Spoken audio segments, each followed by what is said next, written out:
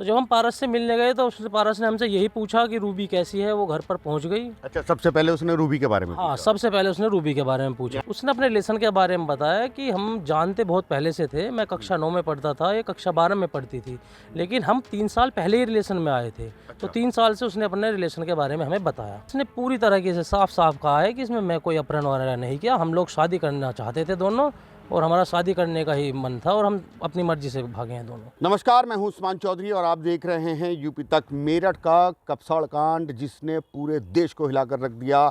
हर तरफ कपसाड़ कांड की चर्चा हुई। चर्चा ये थी कि एक युवक पर आरोप था कि वो लड़की का अपहरण करके ले गया और उसकी मां की हत्या कर दी।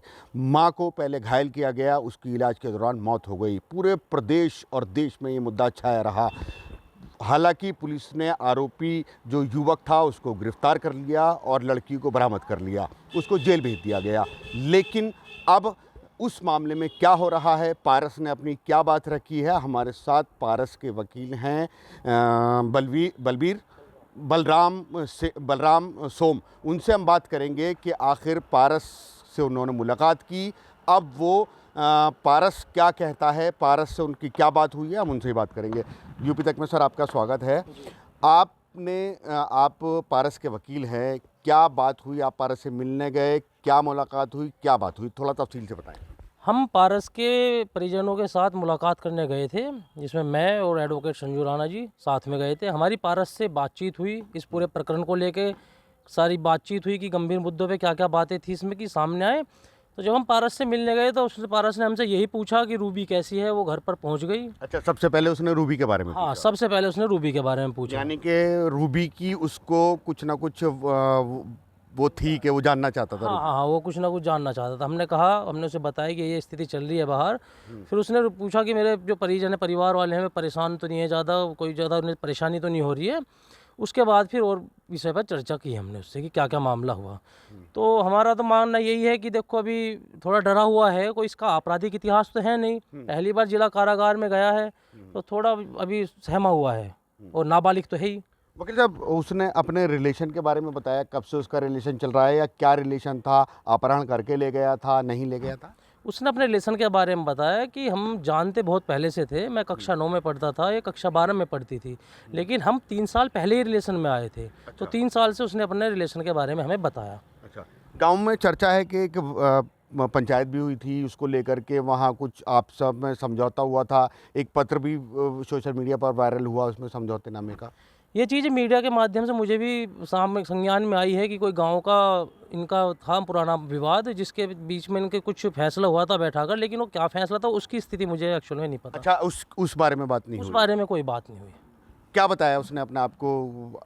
उसका तो यही कहना है कि मैं निर्दोष हूँ जी, मेरे तो कोई हत्या की ही नहीं है मैंने, मैं निर्दोष हूँ, मुझे बचाओ। ये जो घटना हुई, ये जो मौत हुई, ये कैसे हुई फिर? इस बारे में अभी चर्चा नहीं हुई है उससे, क्योंकि मैंने जैसे पहले बताया कि कोई आपराधिक इतिहास है नहीं है, तो थोड़ा अभी उससे सहमा हुआ है। ये कह सकते, सहमा हुआ है बिल्कुल। अभी मतलब कुछ दिन बाद उसके बारे में आप दोबारा जाएंगे, उससे बात करेंगे? हाँ, उसको दोबारा जाएंगे, दोबारा बातचीत करेंगे, और नाबालिग भी है तो थोड़ा भी इतना। आपने मुद्दा भी उठाया कि वो नाबालिग है, उसको गलत तरीके से बालिग की जेल में भेज दिया गया है। हाँ, माननीय न्यायालय के समक्ष हमने प्रस्तुत किया है कि वो नाबालिग है, तो उसको जिला कारागार में न भेजकर उसको बच्चों को बाल सुधार गृह में भेजा जाए, और उसका मामला भी जे बोर्ड के तहत ही चलाया जाए। अच्छा, क्या फ़र्क पड़ेगा और जो वो नाबालिग शादी हो जाता है तो? देखो, माइनर में और मेजर में दोनों केसों में फ़र्क पड़ता है। केस के नेचर चेंज हो जाते हैं, उसका सब कुछ फ़र्क पड़ने लगता है, और उसको ट्रीट ऐसे किया जाता है कि उसके सुधार के लिए काम किया जाए, ना कि सज़ा के लिए काम किया जाए। सज़ा जो होगी वो माननीय न्यायालय तय करेगा, उसमें देखते हैं फिर क्या होता है अगली दिनांक। अच्छा, एक चर्चा ये भी आई थी कि दोनों जब भाग रहे थे तो चर्चा ये है कि रूबी ने अपने जूते दिए उसको। देखो, ये तो अंदर की चीज़ें हैं, उस टाइम क्या रहा होगा क्या नहीं, बाकी इस चीज़ में मेरे सामने बातें हो सकता है, कहाँ से बात आई है मुझे भी अभी नहीं पता है। कुछ वकीलों के द्वारा ये बात आई थी कि हमने जब बात की तो ये बताया गया।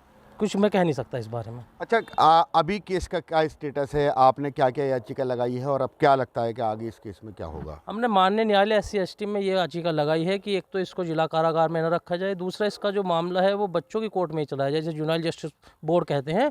अब देखते हैं माननीय न्यायालय इसमें क्या 22 तारीख में क्या निर्णय लेते हैं। वैसे निर्णय नहीं, अभी थोड़ा जांच वगैरह भी करेंगे, मार्कशीट वगैरह हमने जो दी है, फिर देखते हैं क्या होता है। अच्छा, सारे सबूत आपने दिए हैं? हाँ, हमने इसके दस्तावेज दिए हैं, सारे दस्तावेज? सारे दस्तावेज। अच्छा, आखिरी सवाल है मेरा, क्या पारस ने कहा कि ये अपहरण किया था या पहले से ही है, अपने आप को पूरी तरीके से निर्दोष बताया? पारस ने पूरी तरीके से साफ साफ कहा है कि इसमें मैं कोई अपहरण वगैरह नहीं किया। हम लोग शादी करना चाहते थे दोनों, और हमारा शादी करने का ही मन था, और हम अपनी मर्जी से भागे हैं दोनों। क्या शादी भी की इन्होंने? नहीं, शादी के बारे में भी उसने मना किया है। अभी नहीं की। कुछ चर्चाएं ये थी कि शादी भी हुई है, कुछ ऐसे? नहीं, ये इस बारे में अभी कुछ स्पष्ट नहीं कह सकते। अच्छा, स्पष्ट। हाँ जी, लेकिन शादी करना चाहते थे दोनों? ये स्पष्ट है, शादी करना, हाँ, दोनों शादी करना चाहते थे। तो ये पारस के वकील हैं और इनसे हमने हर बात पूछी, हर बात में बेबाकी से इन्होंने जवाब दिया।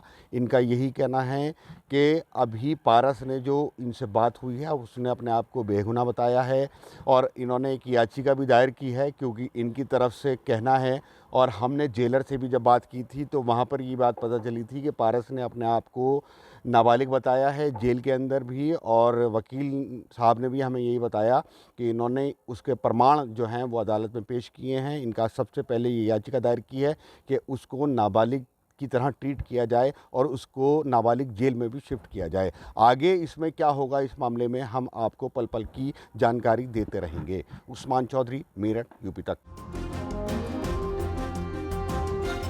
आपके संबंध मीट व्यापारियों से हैं, बीफ व्यापारियों से हैं, जो भैंस का, बकरे का व्यापार करते हैं। आप उनके साथ अल्दुआ कंपनी में डायरेक्टर रह चुके हैं, और आप हिंदुओं की बात कर लें, आप शाहरुख खान को गद्दार कर लें, लेकिन आपके संबंध देखिए मेरी जानकारी में कुरैशी जैसे मेरी पूरी जानकारी में है।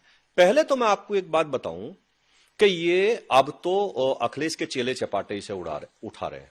ये 2013 में आजम खान और शिवपाल जी ने प्रेस की थी, और प्रेस करके मुझ पर आरोप लगाया था यही सेम 100% यही सेम कि ये अल्दुआ कंपनी संगी सोम की है।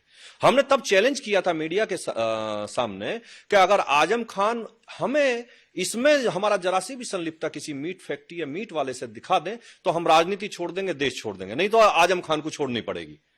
आप लगाइए कि उस टाइम मेरठ के जो कमिश्नर थे उन्होंने इसकी जांच की। ये 2005 या 6 में हमने एक जमीन खरीदी, 7-8 महीने हमारे पास वो जमीन रही, हमने बेच दी। आज इस बात को मेरे ख्याल से 20 साल हो गए। 20 साल पहले हमने जमीन खरीदी और जमीन बेच दी। वो अल्दुआ कंपनी एक थी, उसके नाम थी, वो कोई मीट फैक्ट्री नहीं थी, एक कंपनी थी, और वो कंपनी चिप्स बना, उसमें 150 ऐसे काम थे जो वो करेगी, ऐसा उसमें लिखा हुआ था। उसमें मीट पैकिंग का और उसका था। लेकिन किसी कंपनी की जमीन खरीदना और उसे बेच देना, और जब 2000 में हमने प्रेस के सामने वो बेचने के भी कागज दिए और खरीदने के भी दिए, तो मीडिया ने के सामने आकर आजम खान कोई जवाब नहीं दे पाए, सरकार कोई जवाब नहीं, सपा की सरकार थी, कोई जवाब नहीं दे पाए। लेकिन आज अखिलेश यादव अब चेले चपाटों से उसे उठवाते रहे अपने से, तो केवल ये तो हिंदू की बात करने वालों को, लोगों को बदनाम करने वाली बात। के तौर पर आपका नाम, हमने बताया ना कि कंपनी में 2005 में जमीन खरीदी, उसी कंपनी के नाम वो जमीन थी, और 2006 में बेच दी। तो आप डायरेक्टर बन भी गए।